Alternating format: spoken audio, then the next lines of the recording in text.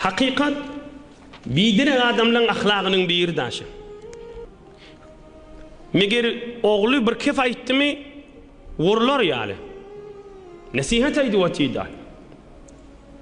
Deydi ten münafık için haraplıktan ayet iner ha sana. Tövbe deydi de fırsat ba Resulullah barda yapış deydi.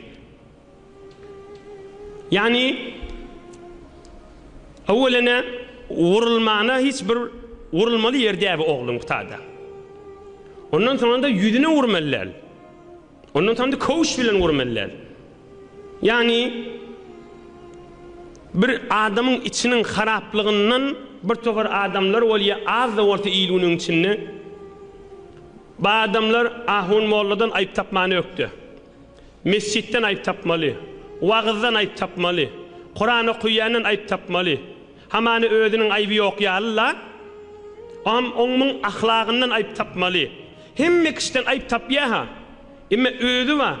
Her vakit kahar gelasa, acığasa, ya bir uğusken molasa, ya bir dünyasını bir mezerer çekasa, oğlunun şoğda yani erzişi yoktu. Bir nefere hayır yetirmelerden ne özü? Eyni şu vurdun ha. Öyle hem mekşi ayıp tafan moliye ha. Hem ayıp da ödün ne de. Kime zor yetse şuna ağram salya. Ama oğluna zor yetiye da oğlunu vuru oti. Yoksa şol adamı keplesten ne maydı oti? Kızgın havada ne maydı oti? Peygamberimiz ayıp tafı oti ha. Oğlunu vurmak ayıp değil mi? Oğlunun yüzüne vurmak ayıp değil mi? Koğuş bilen vurmak ayıp değil mi? Bidire adamların ahlakı da.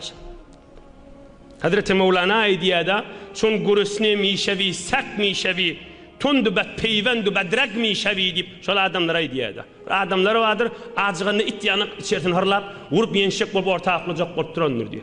Ya uğus kim olsa, ya dünyası kim olsa, kime zor yetiyamada şonu kıstacak bolup durandır diyor.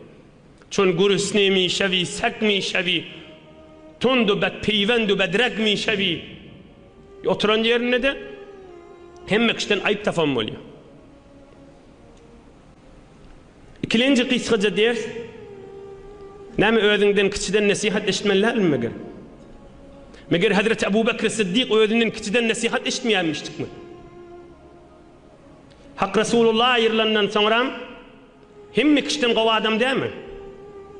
Qova adam, ama özünün adamları raiyetten her kim Ebu Bekir Sıddık'a sen beytmeler ise he doğru diyenmiştik.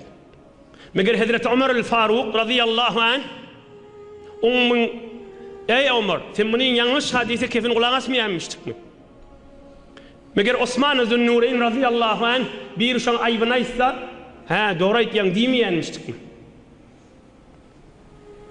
Meger Ali Murtaza kerremallahu ecehu bir adam hey sen beytmediyse he doğru ayıtyan demeyenmiştik mi? Hazreti İmam-ı Azam mezhep başımız Ebu Hanife radıyallahu anh bir vakt bir yerden bariyenmişti. On bir kişicik oğlanca uğurttur. Bir sürfençek yerde kıyskaca uğurun abi. Bir sürfençek yerde yürüyüp bariyenmiştik. Şayet yol palçık bolsun hamana. Haçan oğul tayama yıkılama deyiptir. Hazreti Ebu Hanife. Onu oğlan aydiptir. Ey Ebu Hanife deyiptir. Men taysama deyiptir. Ay deyiptir üstü başım kakarın deyiptir bir daha bolor deyiptir. Sen alim adam sen tayama deyiptir. Sen taysan kan adam tayar deyiptir. Hazreti Ebu Hanife näme diye radıyallahu anh.